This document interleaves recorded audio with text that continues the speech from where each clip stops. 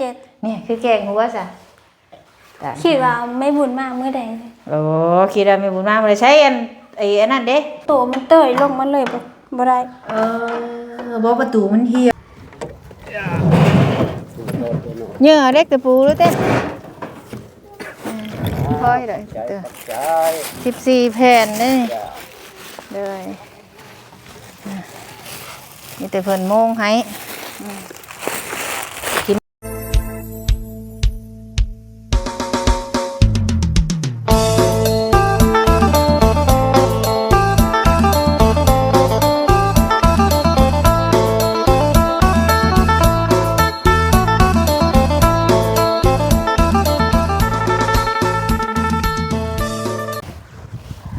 สบายดีพี่น้อง FC เบิร์ดสุขุสุคนสุหมองสุบอนเด้อพี่น้องเด้อพ่อกันคือเก่าคือเดิมพี่น้องเอ้ยเพิ่มเติมกับมือนี่ไว้มาทางกันน้องเต้นพี่น้องเนาะโดนเติบพี่น้องเอ้ยบ่ได้มาตั้งแต่สร้างเพิ่นอันพูดละมาวันนี้เพิ่นติดบานประตูเรียบร้อยพี่น้องเอ้ยติดบานประตูแล้วเนาะฮะยังติดข้างสร้างเพิ่นนี่1 ล้านกี่ค่าสร้างเขาบอกว่าติดบานประตูแล้วฮะจังสิมาจ่ายเนาะเอาพี่น้องเอ้ยเป็นเวลาโดนเติบที่เขาบ่ได้มาเนาะเพราะว่าทั้งสบุนที่บ่ได้มาก็คือหยังเพราะว่าเบิ่งเฮือนตัวเองพี่น้องเพราะว่าทั้งสบุนกับครอบครัวสบุนกับผู้ใหญ่เพิ่นช่วยมาเนาะเฮาก็ต้องอยู่เบิ่งทายให้เพิ่นได้เบิ่งทั้งเฮือนเฮาเพราะว่าเฮาก็ได้การช่วยเหลือจากเอื้อยจากอ้ายเนาะที่ว่าเพิ่นช่วยเหลือมาอ้ายเพิ่นก็เลยว่าทั้งเอื้อยทั้งอ้ายก็เลยว่าบ่ฟ้าวไปก็อย่าเด้อเบิ่งเฮือนเจ้าของก่อนว่ามันเป็นจังใดว่าซั่นเนาะมามื้อนี้พี่น้องหลังจากทั้งเฮือนสบุนแล้วเนาะสบุนก็เลยมาทางเฮือนน้องเต้นก่อน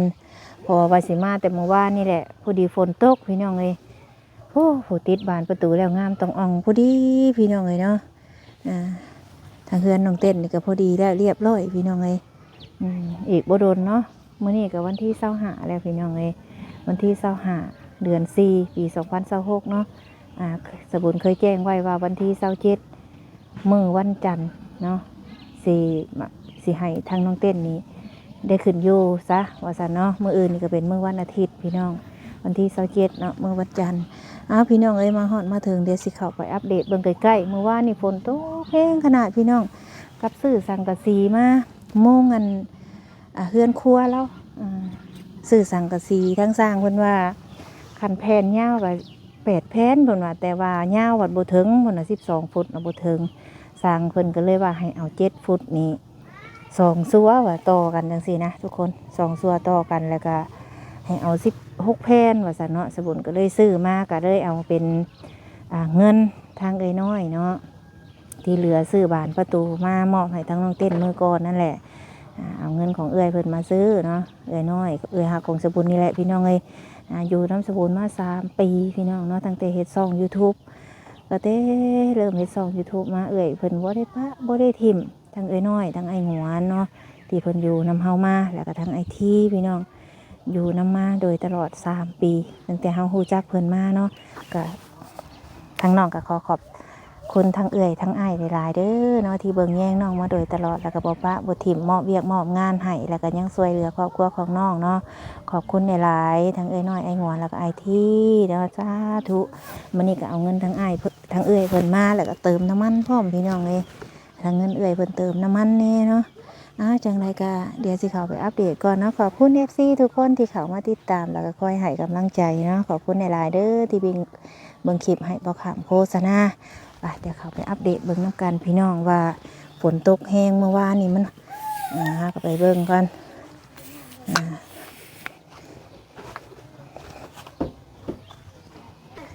เดี๋ยวเข้าไป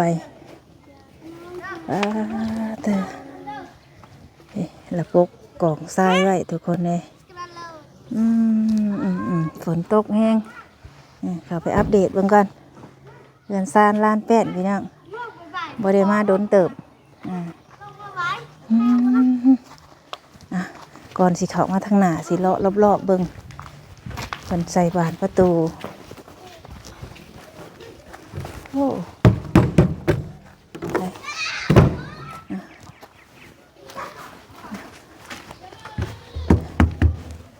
โอ้ คักๆแล้วพี่น้องโอ้ฝนตกแห้งคือกันบ่วานนี่เนาะเรียบร้อยพี่น้องเอ้ยใส่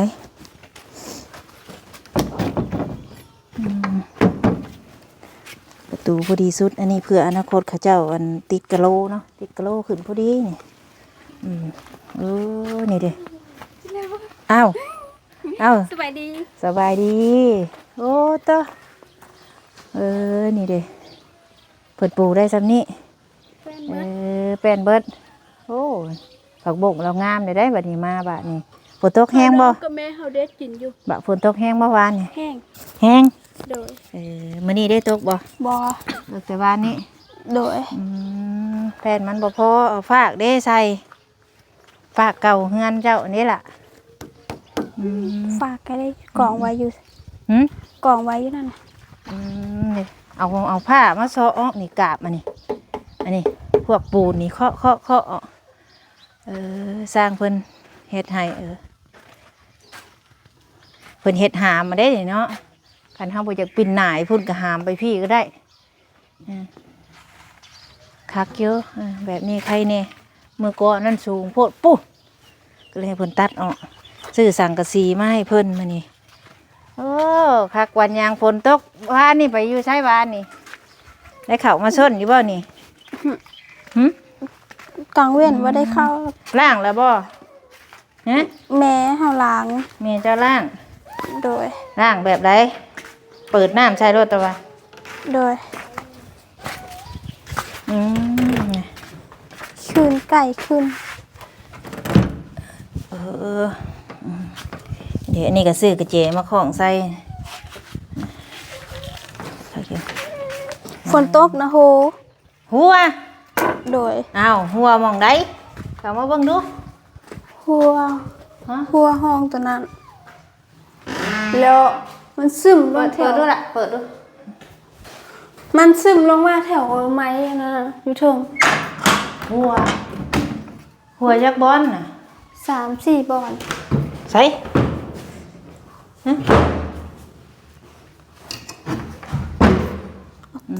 เปิดเบิ่งดูหน้าต่างเปิดหน้าต่างเบิ่งเขาแม่อาจเป็นฝนตกช่วงฝนตกมันก็สิฝืดแม่พี่ว่าไงเปิดมันก็ได้จังปิดมันได้เฮือนงามเด้บัดนี้อันนี้พระเจ้าหัวบ่เต็มโดยเด้ไม้ตัวเปียกไอ้เรื่องฝนตกลงมาโดยบอนนี้บนนึงแล้วทางอีกจะมันหลายบ่อนะมันซึมลงเบิดเลยไม้นะเปียกเบิดไอ้จังว่าแท้บัดนี้กดต้องเดียวก็ได้ห้องตัวเจ้าเบิ่งว่าฮู้ได้มันหัวบอนนี้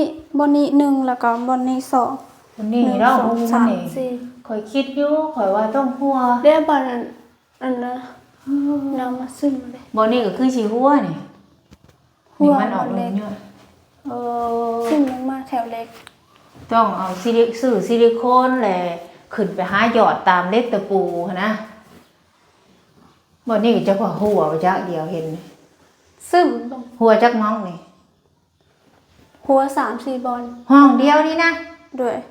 ตาย5 บาทนี่แต่ว่าบ่ได้แห้งปานใดแต่ว่าเจ้าก็เอากระป๋องต้งเอาแต่ต้องขึ้นเอาซิลิโคนเจาะทั้งนี้ได้หัวบ่ทั้งนอกนี่หัวบ่หัวในห้องนี้เด้บ่ได้หัวนี่บ่ได้หัวโดยแต่ว่าซึมอยู่เทิงๆน้ำเปียกเบิดไหมมันลมแห้งเด้เมื่อวานนี่ลมบ่ลมบ้านแม่บุญก็ลมพังมันตกธรรมดามันก็คักแล้วบัดนี้ก็แต่เฮ็ดแล้วจะว่าหากระตกว่านนี่จักแฮงบ่โดยได้เฮือนงามเลยบัดนี้คักแล้วบัดนี้คักแล้ววันที่ยังมื้อนี้25มื้ออื่นเด้26มื้อฮือเด้27จำได้บ่มื้อใดที่แม่บุญมาบอกจำบ่ได้ว่ามื้อใดสิคืนเฮือนเจ้าของน่ะวันที่27นี่คือแกงหัวซะคิดว่าไม่บุญมากมื้อใดคิดว่าไม่บุญมากมื้อใดใช้อันนั้นเด้น้องเจ้าเด้กินข้าวแต่ทางนี้มันแบบว่าทางนั้นก็มันอาจสิ ข่อยกะว่าหัวอยู่ตั้งแต่มื้อนั้นพุ่นต้องซื้อซิลิโคนน่ะมาฉีดให้ตามเล็กตะปูหัวห้องนี่เนาะ ด้วย แต่ฝนบ่ได้สาดบ่ได้หยังเข้าติเมื่อวานนี่ขึ้นมาช่องยังอยู่บ่ตอนฝนตกนะหึขึ้นมาอยู่บ่ แต่บ่ได้เปียก ไปได้ต้อยกันนะพี่ด้วยล่ะแม่ได้ใส่สบายดีลูกสบายดีกินข้าวกับหยัง ข้าวครับแกงเห็ด แกงเขตได้บ่อึ่งนะมาเอาอึ่งเมื่อต้มได้มื้อนี้ไปก้านนะ น้องหาไปก้านได้ตัวหนึงหากับไปก้านได้ตัวหนึง เอาคือเอาน้อยแท้ มันบ่ได้ โอ้ยหมู่เพิ่นจนได้ขายทุกของได้ผู้ใดโตโอ้ยบ่ได้ แถวหน้านี่มันบ่มีอึ่งนะเขาไปก้านอยู่ไกลไกล ให้บุญว่าให้เปิดน้ำล้างรถนี่ว่าแต่สร้างเพิ่นแล้วเพิ่นบ่ได้เปิดใช่บ่ซะ เปิดใส่ โอ้เปิดใช่เลยมัน เปิดใส่น้องเข้ามาเล่นแล้วมันเปื้อนอีก บ่เป็นหยังค่ะเปิดขี้ฝุ่นมันออกเด้ไอ้ขี้ฝุ่นมองๆนั่นที่ว่าสร้างเพิ่นเฮ็ดน่ะเปิดใช่เลยตะกี้น่ะแม่นบ่ เปิดว่านมื้อซื่อนะบ่ แม่ แม่เฮาเปิดใส่ เปิดแล้วเฮาก็กวดออกโอเคแหละพี่น้องนี่ฮะเด็กเลยใช่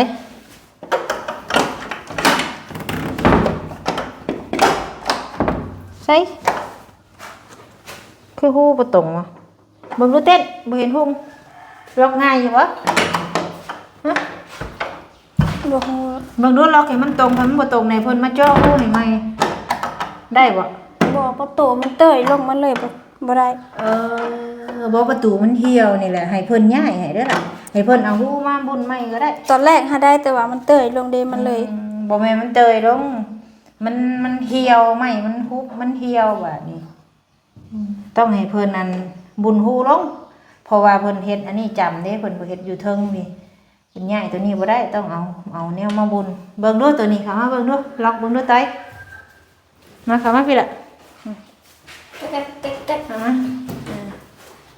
ล็อกเบิ่งดูล็อกง่ายอยู่บ่ มันจักอย่างหน่อยหนึง เบิ่งนี่เด้นี่แล้วก็เฮ็ดดันแห้งๆเอาได้หอมมาแล้วบ่สบายดีเด้อ จังได้มันขายยากบ่ ว่าตัวนี้น่ะจะมันล็อกบ่ได้นี่ต้องซีฮู้ยับลงมาอีก ล็อกยากบ่ แม่นเพราะว่าคันสิยับตัวนี้ขึ้นเพิ่นมันคาอันนี้เด้ยับเอาฮู้เดี๋ยวมันล็อกบ่ได้เลยแล้วนี่ มันเต้ยนะ มันเหี่ยวประตูมันเหี่ยวแม่นมีแต่เจ้าหาแนวมาเฮ็ดฮู้ให้เพิ่นใหม่เด้อ ได้คามิเชอร์ชาตินี้ตัวนี้ยันเต้ยสุดลงเลยขนาดพีวิทย์เลยแต่ก่อนทิศตัวนี้เนาะแล้วสุดลงแล้วหมายแห้งไม้ดิบนี่นะ โดยไม่ได้เปิดนั่นแหละประตูประต่างมันหายาก ตัวนี้ก็มันติดเปิดแล้วมันแอนเนาะไปนี่ว่านี่แอนนี่เราอัดมันก็บ่เจ็บนี่ว่า โดย อันนี้อันล็อกละได้ใส่ล็อกนี่ ไว้ให้เอาเต้นนั่นแหละหามาใส่ใหม่เด้อเต้นเด้อได้เงินนะครับมีแต่มาเจาะหูให้เพิ่นนี้ เต้ยลง คันว่าอยากใส่อีกก็มีแต่เอาตัวนึงใส่เนาะ ดูมันเลย เบิ่งดูตัวนี้เด้ตัวนี้ล็อกได้อยู่ตัวนี้ เต้ยเลยแต่ก็อัดไปอัดมาอยู่เนาะเราเต้นเนาะเราเลยใส่ตัวนี้กันเนาะ โดย มีแต่เฮาบุญใหม่ตัวนี้ได้ล็อกเบิ่งดูเต้นเขาล็อกข้างในเด้อได้บ่ล็อกเบิ่งเด้อ ว่ามันได้เล็กมาใส่ชาไว้อยู่เจ็ดชาง บบ่พอมันสะกับแพงอันละแพงไปเอามาพี่วันนี้ถือว่าโอเคแล้วเจาะหูนี่ทำไมเลยสบายดีได้อายว่าอึ้งนะ ได้เพื่อได้ชิปไป นี่ ฝนกระตกอีกฝนมื้อเช้านี่ว่าก าบริตกมาทางหามรอบแรบ ตรงที่นี่ ซื้อสังกะสีมาให้ว่ะ แม้ว่ามันตกอยู่14ฟุตแต่ต้อง42ฟุตเราบ่ถึงต้องได้ชื่อว่า7ฟุตช่องโชว์เอา โดยมุ่งให้เราแล้วก็มีแต่ คือเอาใช้ผ้ากระจาดเก่าและขังให้เรา เดี๋ยวไม้นี่ละต่อเส้นต่อหยังแล้วก็เอาต่อแปรนี่ก็ซื้อ2 โลละซื้อ โดยเอามีแต่อันให้เพิ่นมีแต่มุงให้เพิ่นนี่เด้ไปเอาสังกะสีก่อนมุงให้เพิ่นแล้วก็หาเอาแนวขังเอาบัดนี้มาเต้นมาแบกเอาเต้นไป เต้ยต้องไม้แห้งเต้ยแล้วก็ ยามันแล้ว ต้องเต้นเชือนละถือจักเล็กมา ผู้แก้ผู้เต้นผู้ ห้องนอนนี่ก็โหได้หัวหน้ามาเบิ่งว่านี่ หัวแล้วอ่ะ จุดตอนนี้ก็โหห้ามป่าลงสองตัวห้องนอนนะจุดใจกลางโหแปรนี่เลยเข้าตรงนี้เลยจนเป๊ะว่าดูว่านี่เนาะเอาเบิ่งก่อนฝนตก คันมันพระเข่ายังแต่อีกนึงนี่มันหัวลงเทิงเนาะ ลงมาจะเทิง แกะบ่ได้ มีแต่ได้เงินให้ซื้อซิลิโคนมาสีดใส่เอาเนาะสีดใส่ตามหัวเล็กตะปู มันว่าใช่เชื่อ มันไปทางใด ห้องตัวนี้นะก็ได้โหห้องโหแต่ห้องตัวนั้นตายนะ เฮาขอเบิ่งเฮาก็ว่ามันสิหัวอยู่ว่าเฮาเห็นหูมันอยู่ แล้วก็จุดตัวนี้ก็ห้ามป่าลงนี่สอง กามเขาเป็นตัวนั้นแล้วแห้งข้างเลย ปับอยู่อ่ะ มามีแต่ให้สร้างเพิ่นแล้วหาสร้างได้แบกได้บ่เหยื่อเล็กตะปูหรือเต้ค่อยเลย ใจ 14แผ่นนี่เลยมีแต่เพิ่นโมงให้สิมาโมงมื้อใด มาผมไปดองเขา ค่ะโอ้ยคันว่ามานะมื้อนี้โมงก็แล้วเนาะ เป็นตัวดองเขาเป็นตัวดามเขา โอ้ เยอะมาก มันให้คันข่าวมันห่างก็เฮ็ดให้ได้ไม่ยามันแล้วใหม่มันบ่มีเลยเด้ เอาแต่นี่ใช้ได้เยอะ ยันว่าสังกะสีมันอ่อนเด้ ทางห้างก็เอาแปะนี่แล้วซับกลาง สลับซับใช้เอาเนาะ เอาว่ามีนี่ไม้เส้นรถเข้าป่าได้แล้ว อันนี้แหละนี่เต้นหาเนี่ยมาเคาะออกอันนี้จะเอาผ้ามาเซาะออก เดี๋ยวเฮายังซ้อ แปดปูกับรถตัวนี้ต่อตาบชื่อ พูดแล้วบัดละมั่งอันนั้นเราจังเอามาใส่ ใส่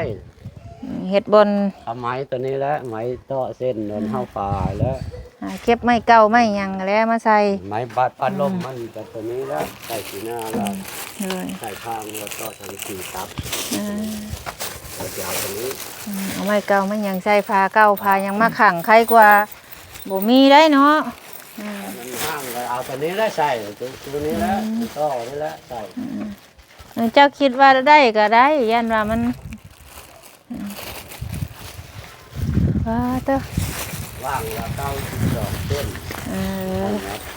เนี่ยว่าง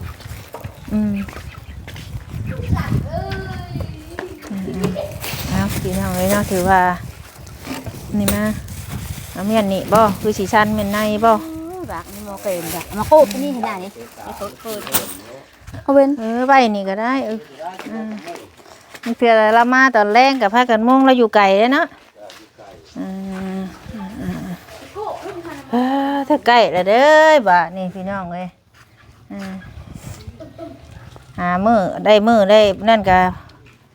เอ้าเด็กน้อยไม่ใช่คือหลายแท้บ่านี่ลูกไผไอ้นี่บ่ นี่ตอนโหมว่านนี่ตอนนี้ตอนนั้นไม่ฮะ มันผลมันมาสิเด้ ทำป่าแล้วเธอมันเพ้อ ผลมันมาพี่เด้ เธอฝนฟ้ามันย้อยลงมาแล้ว โอ้ยาแล้วแต่เฮือนเฮาก็ยังหัวคือกัน ห้องน จ อน นห้องนอนเสือโหลายได้ห้องนอนยันปั๊บอยู่ว่า ได้จังให้เราได้เงินได้ซื้อซิลิโคนห้านเวียดห้านจีนนี่มีเบิดนำบ้านนี่และหาเพิ่นนี่ก็ได้เลยขึ้นยอดเฮาแน่ยอดตามเล็กตะปูเนาะสร้างเนาะยอดใส่ซิลิโคนเฮือนเฮาก็จนบ่มีหม่องอยู่วานมันตีเขาน้ำปองเยี่ยมเฮาก็ได้เว้นพอน้ำ số khoản thì xong sẽ ơi mà số เอ้ยบ่เว้าแล้วเรื่องฝนนะ จนคำเลยเนาะ มีแต่นั่นก็คันว่าย่านมีหยังเข้าก็หาไม้ตอกไม้ใช่ก็ได้ ตอกกันนะเนาะ ตอกให้เราเนี่ยเด้อ บ้านเชิงก็ ไว้อนาคตบัดเจ้ามีเงินเจ้าติดกะโลมันจังบ่ได้มากว่าตู นี่จะว่าจะติดโลได้มั้งนี่ คันวัดมีเงินมันบ่หลายแก๊สดอกนี่ให้หาไม้น้อยหันตอกใช่ให้เราก็ได้สร้างเลยตอกทางในนี่เนาะ จ้า ตอกข้าวปองใส่ดนละที่บ่ได้มาพี่น้องเอ้ยเกือบน้องเต้นลืม ลืมบ่ วันนี้ได้แล้วตอกใส่หายแล้วนี่ก็ได้เนาะสร้างเพิ่นตอกใส่หายแล้วนี่หามปีนกล้องคือแน่นี่สร้างเพิ่นนั่นหายแล้วเนาะ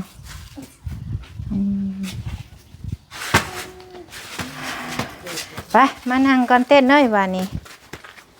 ตก พี่มาพี่จ้ะ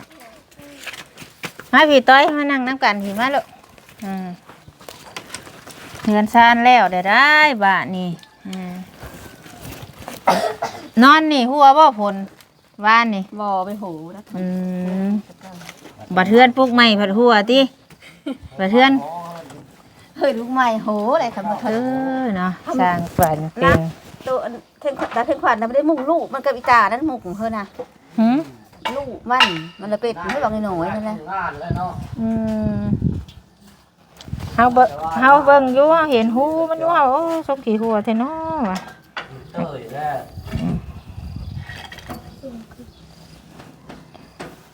ตั้งแต่มื้อนั้นจนฮอดมื้อนี้พี่น้องเอ้ยเฮือนน้องเต้นก็สำเร็จถือว่าความฝันเป็นจริงได้เต้นเด้บัดนี้มื้ออื่นมื้อฮื้อก็สิได้นอนเฮือนใหม่แล้วบัดนี้คุณเจ้าก็ได้ได้นอนเฮือนใหม่แล้วจักว่าเฮือนใหม่สิได้หัวบ่จ๊ะ โหหน่อยหนึง หัวหน่อยนึงหากระโปะกระปองโต้งเอา หัวก็ดีกว่าเฮ็ดตัวเก่าดอกเนาะบ่มีอยู่เลยเฮ็ดตัว สา เก่าม โป้งของเตอนะตัวนี้นะโป้งเดียวตัวนี้นะโป้งนึงมันยาว ชื่อซิลิโคนเด้ออยู่ห้านเวียด โดย และหาเพิ่นขึ้นยอดเด็กตะปูแต่ละเล็กตะปูให้ยอดใช่เบิดรถ เป็นหูนะ มันเด็กตะปูว่าหลายดอกเฮือนเจ้าทั้งหองนะมื้อวันที่27นั่นแหละขึ้นเฮือนเจ้ามื้อวันจันทร์นี่ลื่นบ่ มื้อฮื้อ นี่เจ้าหก เฮ็ดแบบง่ายๆนี่แหละบ่ได้หาผู้หาคนลวงหลายแล้วแต่เจ้าสิว่าได้สิหาหลายแล้วบ่มีแนวให้หมู่กินได้นี่เอาเอื้อยเอาน้องมาพอเป็นพิธีได้ยาเนาะสร้าง คือบ่แห่น2คนแต่ถาดหาพลามหันแล้วก็ประสานมานี้ก็จะขยายนี่ก็พ่อเลย สร้างเพิ่นหัน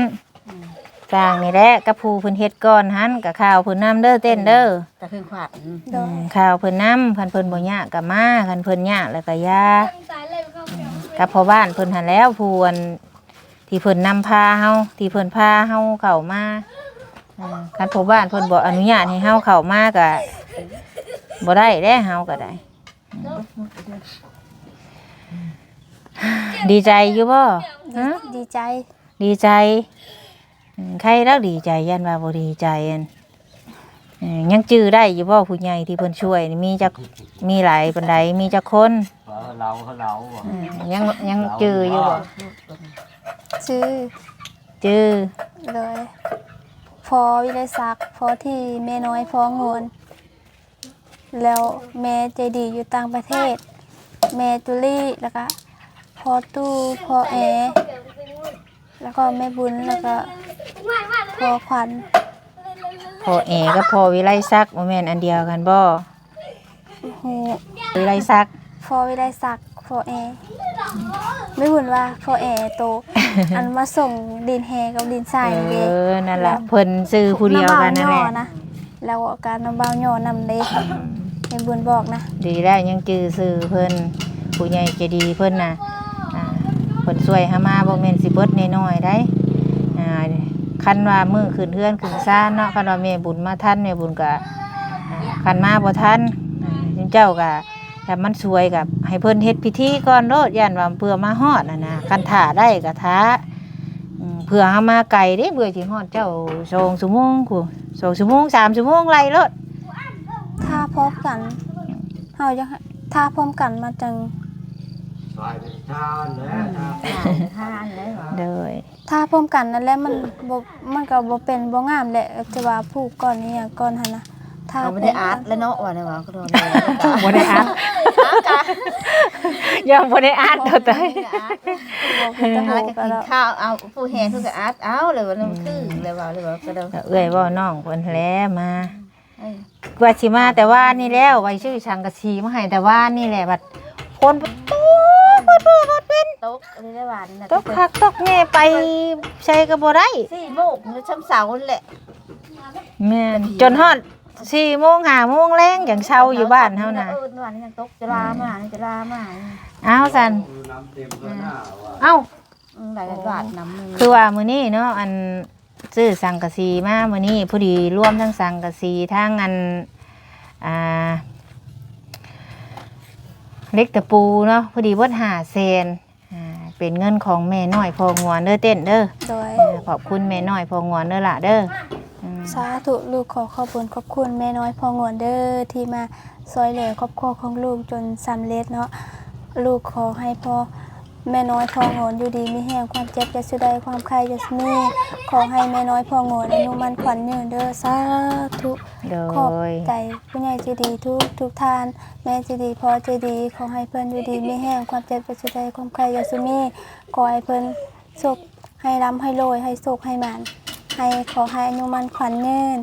สาธุ โดยสาธุเนาะทั้งสบุนก็ดีใจพี่น้องเนาะทั้งสบุนก็แนะนำตั้งหน้าทางผู้ใหญ่ใจะดีเด็กก็แนะนำตั้งหน้าทั้งครอบครัวน้องเต้นเนาะขอขอบคุณผู้ใหญ่ใจะดีทุกท่านที่ไว้วางใจให้เป็นสะพานบุญให้ขอให้ผู้ใหญ่ใจะดีทุกท่านอยู่ดีมีแห้งสุขภาพเข้มแข็งความเจ็บบ่ให้ได้ความไข้บ่ให้มีเด้อปรารถนาสิ่งใดก็ขอให้สมความมุ่งมั่นปรารถนาขอให้บุญรักษาเทวดาปกป้องให้อยู่เย็นเป็นสุขกายสบายใจมีแต่ความสุขความเจริญสวยเหลือมาสำไรก็กลับคืนไปหาร้อยเท่าพันเท่าท่านมือเศร้าให้ไหลเข่าสู่ยามเด้อเนาะเอาพ่อกันในคลิปหน้าพี่น้องคลิปนี้สำบายดี ส เด้ บาย อ ดี